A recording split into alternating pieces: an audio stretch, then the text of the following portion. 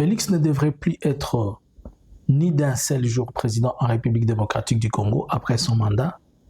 Voici des raisons qui partent de la sécurité à l'économie, qui partent de la situation régionale, de la situation interne et qui va au-delà. Bonjour, bonsoir. Je vous salue de partout, vous êtes en train de nous suivre, c'est Analysons Congo. Je viens vers vous, je vais faire une analyse peut-être courte, pas longue, mais avec des chiffres et des détails de certaines choses qui sont des estimations qui sont à peu près, vraiment, ils sont à 90% vrais, puisqu'ils ont, beaucoup sont répertoriés ou beaucoup sont reportés par les associations et autres.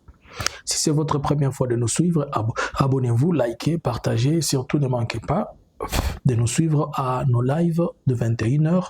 Nous avons live tout le mercredi, vendredi et dimanche. Et mercredi comme aujourd'hui, le prophète sera live à partir de 21h. Alors, je vais aller pas à pas vous expliquer des situations. Pourquoi, selon moi, j'ai fait l'assessment, j'ai fait le tour de la situation de la RDC. J'ai comparé la situation entre j'ai pris seulement entre 2015 à 2018, même si, bon, puisque c'est là où les chiffres sont vraiment visibles, pas vraiment visibles, ce sont les derniers chiffres. Donc je prends la situation à partir de 2010-2018 et je prends la situation 2019 à nos jours.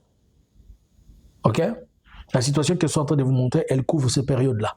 Donc, je suis en train à la fois de comparer la situation avant la prise de pouvoir par Félix et la situation après la prise de pouvoir par Félix. Alors, nous allons comparer et nous allons nous poser la question, mérite-t-il ce que l'on est en train de manigancer, chercher comment il peut obtenir un troisième mandat, puisque même ce deuxième mandat de Félix, il ne devrait pas normalement l'avoir si les C64, les quelques membres de C64 qui la composent aujourd'hui, ne lui avaient pas donné des béquilles. Veulent-ils encore lui donner des béquilles pour passer à son histoire de constitution ou comment? Allons sur le plan, premier point, sur le plan sécuritaire au niveau de la République démocratique du Congo. De 2015 à 2018, à la fin juste de la règne de Joseph Kabila, dans le territoire, notamment à l'est de la République, il y avait presque, on parlait de presque 20 à 70 groupes armés, 20 à 40 groupes armés. Les autres groupes armés, notamment, il y avait dans les Kivu, dans les Sud Kivu, dans les Nord Kivu, dans l'Ituri. En Ituri, le groupe le plus connu, c'était les FRPI, il y avait les Codeco, il y avait les groupes locaux, il y avait les ADEF, les FDLR, les Mai Mai. Dans les Nord Kivu, dans les Nord Kivu, il y avait les APCLS, il y avait les Raya Motoboki, il y avait les NDC rénovés, tout ça. Maintenant, la situation de 2026, c'est-à-dire la situation qui couvre de 2019 à 2026. Nous sommes passés de presque 100 groupes armés à 200 groupes armés. Je ne sais pas si vous comprenez. À l'époque, on estimait peut-être 80 à 70 ou 100, mais aujourd'hui, nous sommes passés de 100 à 200 groupes armés. Dans moins de 7 ans, dans moins de 8 ans, ça a doublé plus que ce qu'à l'époque de Kabila. Il s'ajoute aujourd'hui, vous voyez un peu partout, vous avez les ADEF, vous avez les Codeco, vous avez en Ituri, vous avez les FDLR qui sont dans le nord, le sud Kivu. En Ituri, vous avez les Codeco, les CRP, les Zaïre, les Banafachi, tout ça, les CRP et consorts, et notamment le groupe le plus fort qui dérange trop, c'est les ADEF Nalo. Sur le plan de déplacés internes, de la situation avant la situation au plus tard de 2018, on estimait entre 4 millions de déplacés internes, c'est-à-dire suite à l'insécurité, les gens qui se déplaçaient de gauche comme à droite. Mais de 2019 à 2026 où nous sommes passés de 4 millions à un total de 7 millions, c'est-à-dire une augmentation de presque 100%. Et je vous explique. Par exemple, si vous allez dans les Tanganyika, il y a presque 500. En Ituri, il y a 1 million de déplacés. Au Sud Kivu, il y en a 500. Et au Nord Kivu, c'était 1 million, quelque chose comme ça. Mais beaucoup sont revenus à leur domicile. Donc, aujourd'hui, on estime à 7 millions de déplacés internes depuis l'arrivée de Félix. Si nous allons sur le plan... nous regardons les réfugiés. Aujourd'hui, nous sommes en train de parler. Aujourd'hui, on est à un chiffre de plus de 1 million de déplacés. Plutôt, En 2018, on avait au moins, vers 2018, il y avait 80 000 personnes qui étaient dispersées dans des pays étrangers. Aujourd'hui, on est à plus de 1 million de déplacés, de réfugiés. Au Rwanda, il y en a quelques-unes qui avoisinent 75 000. En Ouganda, actuellement, en Ouganda, on a plus de 500 000 alors qu'il y en avait 300 000. Au Kenya, à l'heure actuelle, on parle de 50 000.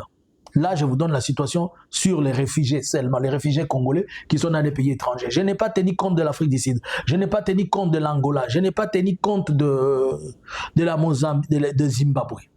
Allons sur le plan sécuritaire de nos frontières. Avant 2018, il n'y avait pas, la Zambie n'avait pas occupé des frontières. Mais aujourd'hui, la Zambie est entrée à l'intérieur du Congo.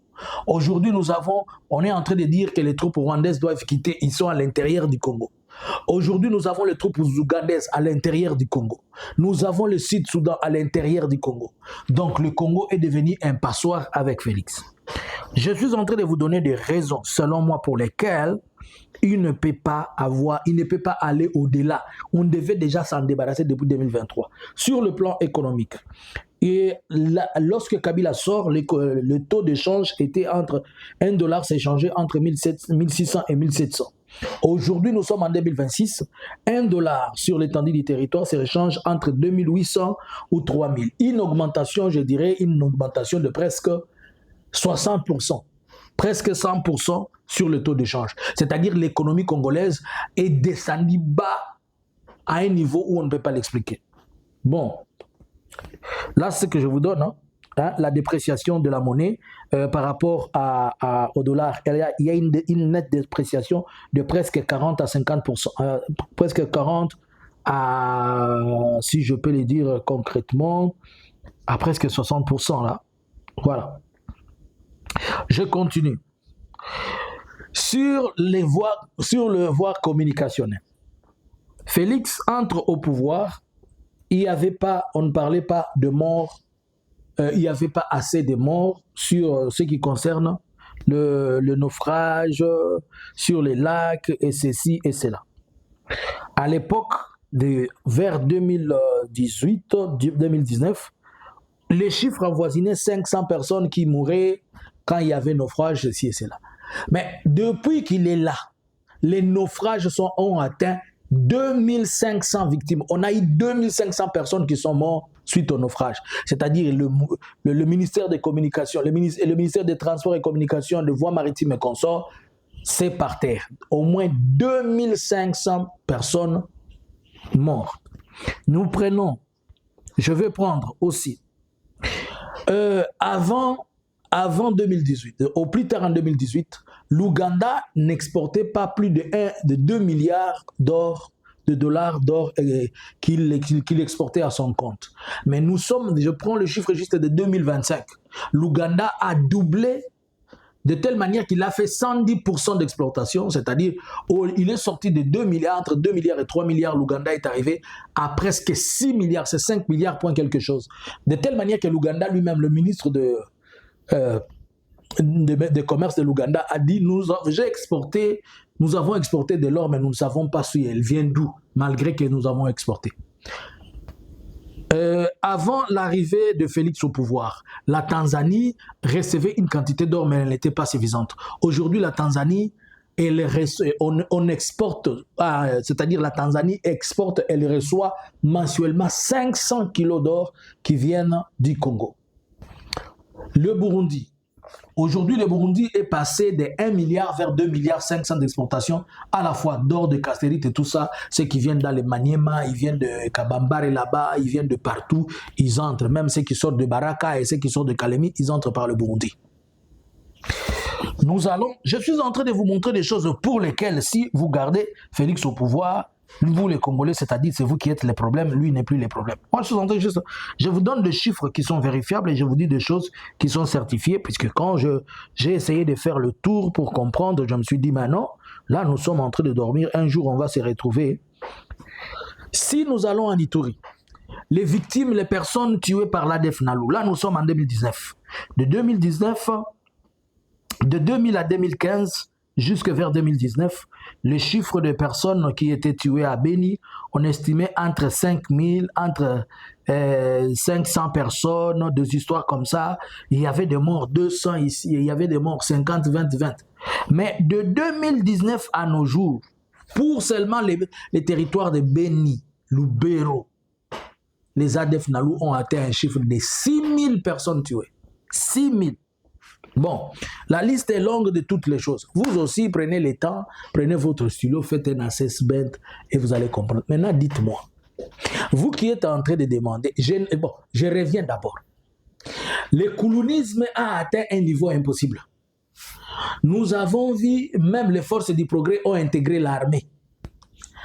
Avant, il y a un rapport que j'ai lu sur le soir. La police nationale, elle compte aujourd'hui 150 000 personnes. Mais sur les 150 000, quand on vérifie, il n'y a que 75 000 qui sont actifs. Les autres 65 000, ce sont des fictifs qui n'existent pas et dont l'argent s'est distribué entre les chefs d'État, le ministre, les ceci et les cela. Vous comprenez? La FARDC avait 120 000 hommes qui étaient bien instruits et bien qui étaient bien identifiés. Je me rappelle que quand Félix prend le pouvoir en 2018-19, il dit qu'il a retrouvé une armée bien structurée et organisée. Et notre armée était la 10e sur l'échelle de l'Afrique. Aujourd'hui, la FARDC, on est en train de nous parler de 300 000 hommes, mais les 300 000 hommes qui ne sont ni équipés, ni quoi, qui manquent de quoi manger, ils sont en train de montrer les likayab où les militaires ne se retrouvent pas, ils sont en train de faire les reculs tous les jours. C'est-à-dire, et la politique interne. À l'époque, avant 2018, il n'y avait aucun mercenaire sur le territoire congolais. Mais de 2019 à nos jours, nous avons les mercenaires. On a vu les mercenaires roumains, on a vu les mercenaires slaves, on a vu les colombiens, on nous a parlé de Blackwater, on nous a parlé de ceci et cela. Avant 2018, aucun avion de la FARDC ou hélicoptère ou ceci venait bombarder la population. Mais de 2019, lorsque Félix a pris le pouvoir, à nos jours, les drones tuent la population, les drones massacrent les civils, les drones sont dans les airs. Au lieu qu'il achète l'équipement pour protéger sa population, mais lui, il achète l'équipement pour détruire et tuer sa population. Avant son arrivée au pouvoir, la RDC partout, tout le monde, les banques fonctionnaient et tout le monde était payé. De 2019 à nos jours, depuis 2025, Goma, Bukavu, et on est en train d'avancer. Et quand vous allez voir d'autres villes tomber, les banques sont fermées. Et les gens ne reçoivent pas leur salaire. Les gens sont tués d'une manière économique par le président actuel Félix. Mais dans les territoires de Fizi, depuis les hauts plateaux jusque dans les territoires de Baraka, partout là-bas, ça fait de mois et de mois qu'ils n'ont pas de connexion, la connexion coupée. Nous étions, avant 2019, nous étions en bon terme avec tous nos voisins. Mais de 2019 à nos jours, les problèmes avec l'Ouganda et avec le Rwanda, l'Ouganda, il fait la mutualisation des forces qui ne nous produisent pas. Les Soudanais, ils entrent quand ils veulent. Les Zambiens, ils nous prennent ce qu'ils veulent. L'Angola prend ce qu'il veut. Les Congo-Brazza, les relations sont en froid. Et au-delà de tout ça, il est capable de pouvoir aller en Europe dialoguer et discuter avec le blanc. Mais si on lui demande de dialoguer avec ses frères, il pose des conditions. Donc, il trouve mieux, il se sent à l'aise. Donc, Boswani n'a pas de konon ndako Boswani, mais aux hommes yoka bien okede ko solo lisa moto libanda, mais aux hommes ça petit wana Joana zala fo na regretta kutu neni babota biso na ye na okanisa kutu na changer famille. Félix azobima ake kotonga biso ba congolais pa mindele. Donc na katanda ko azobi ba problème na biso akena ngoli banda ake kotonga biso basaboy. D'ailleurs botala bango baona bazala goma wana bokipe bango te président azoke de kotonga biso Félix azoke de kotonga biso libande pa mindele mais aboyi to vanda to sola ba problème na biso alobi ba oyo basaboy. Est-ce que vous comprenez? Félix atonga biso na poto azotonga biso ba congolais bino bomoni bino nde bande konanga tozana bino ba congolais wana hote. C'est ce qui se passe si vous ne comprenez pas.